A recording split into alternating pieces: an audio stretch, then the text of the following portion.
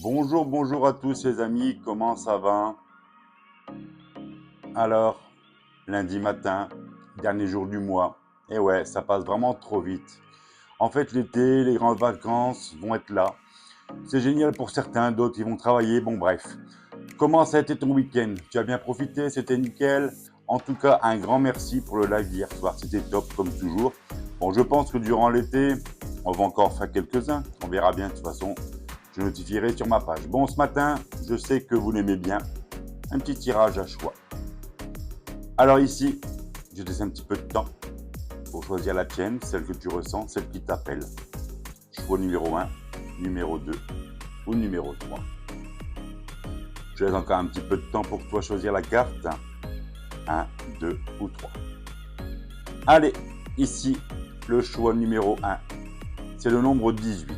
On te parle ici d'intuition, de créativité, de gestation.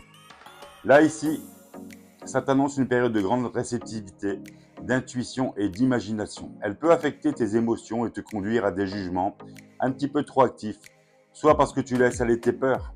Ce nombre ici, 18, fait ressurgir en toi ta sensation d'insécurité, tes peurs d'abandon ou même de désillusion. Donc ici, il t'engage à accoucher de tes mots silencieux qui peuvent fréquemment te paralyser.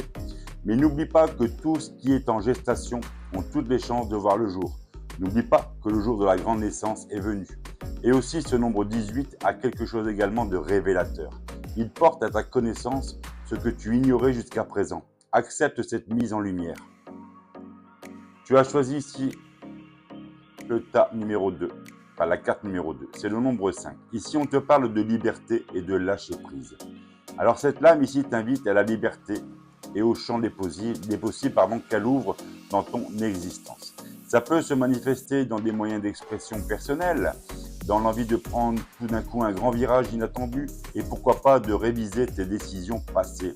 Ce chiffre 5 ici te demande également de ne pas te laisser happer par le système que tu as mis en place, de savoir saisir les opportunités qui se présentent à toi. Ça représente bien sûr du lâcher prise, comme toujours, et d'encouragement au mouvement. On te parle ici d'une liberté retrouvée qui va te porter vers la prospérité dans tous les domaines. Ça te demande également d'avoir le courage d'affronter les controverses que ton changement d'attitude pourrait générer. Mais n'oublie pas de trouver l'équilibre entre la matérialité et la sensorialité du changement. Le désir de saisir la vie à bras-le-corps ne doit pas faire de toi un être léger, mais plutôt un être éveillé aux opportunités rencontrées. Et enfin, si tu as choisi cette troisième carte, ici c'est le chiffre 17. On te parle ici de protection et de positif. Cette carte ici t'invite à l'optimisme et au positivisme.